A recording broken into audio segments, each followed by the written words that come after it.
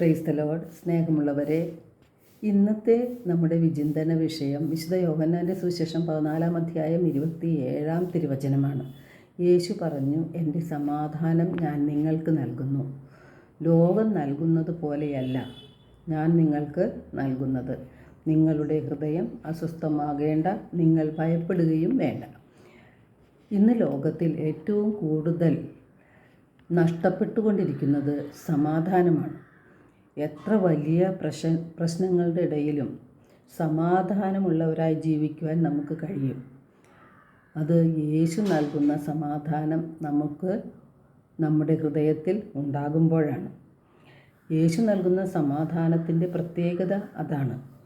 ഈ ലോകം നൽകുന്ന സമാധാനം അതുപോലെയുള്ളതല്ല.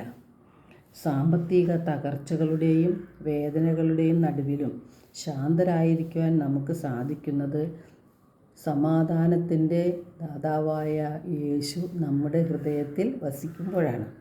എന്നാൽ യേശുവിനെ സ്നേഹിക്കുകയും ആരാധിക്കുകയും ദൈവത്തോട് പ്രാർത്ഥിക്കുകയും ചെയ്യുന്ന നമ്മിൽ ദൈവത്തിൻ്റെ സമാധാനം കണ്ടെത്താൻ നമുക്ക് കഴിയുന്നില്ല എന്നുള്ളത് ഒരു വാസ്തവമാണ്. സമാധാനം അനുഭവിക്കുവാനോ സ്വസ്ഥത അനുഭവിക്കുവാനോ പലപ്പോഴും പ്രാർത്ഥിക്കുന്നവരിലും ആ അനുഭവം ലഭിക്കുന്നില്ല. ഇത് എങ്ങനെയാണ് സംഭവിക്കുന്നത്? പ്രാർത്ഥിക്കുന്നവർക്ക് സമാധാനം ലഭിക്കേണ്ടതല്ലേ? ദൈവത്തോടടുത്ത് പ്രാർത്ഥിക്കുമ്പോൾ ദൈവത്തിൻ്റെ സമാധാനം നമുക്ക് ലഭിക്കേണ്ടതാണ്. പക്ഷെ നമുക്ക് പലപ്പോഴും ലഭിക്കുന്നില്ല. അപ്പോൾ എവിടെയോ ഒരു പാളിച്ച നമ്മളിൽ സംഭവിക്കുന്നുണ്ട്. എന്തുകൊണ്ടാണിത് സംഭവിക്കുന്നത് എന്ന് നാം അറിയണം.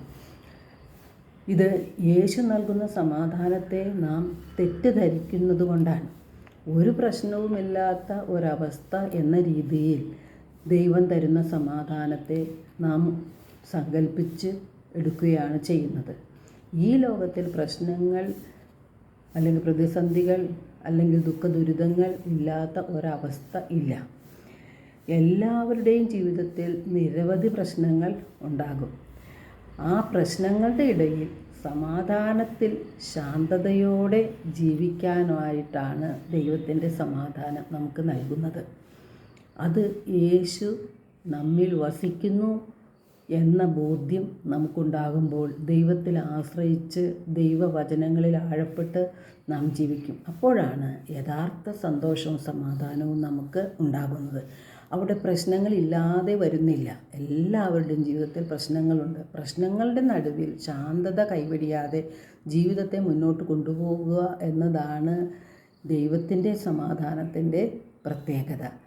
ദൈവത്തിൽ നിന്ന് നമുക്ക് ലഭിക്കുന്നതും അതുതന്നെയാണ്.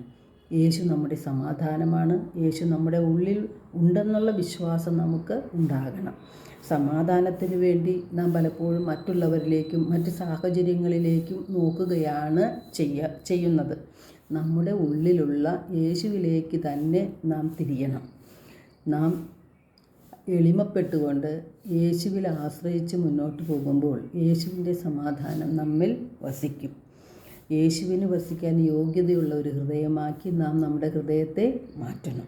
അപ്പോഴാണ് സങ്കീർത്തനത്തെ പോലെ നമുക്കും പാടാൻ കഴിയും, എൻ്റെ ഹൃദയം ദൈവത്തിനായി ദാഹിക്കുന്നു, ജീവിക്കുന്ന ദൈവത്തിന് വേണ്ടി തന്നെ എന്ന്. ദൈവം നമ്മെ എല്ലാവരെയും സമർത്ഥമായി അനുഗ്രഹിക്കട്ടെ.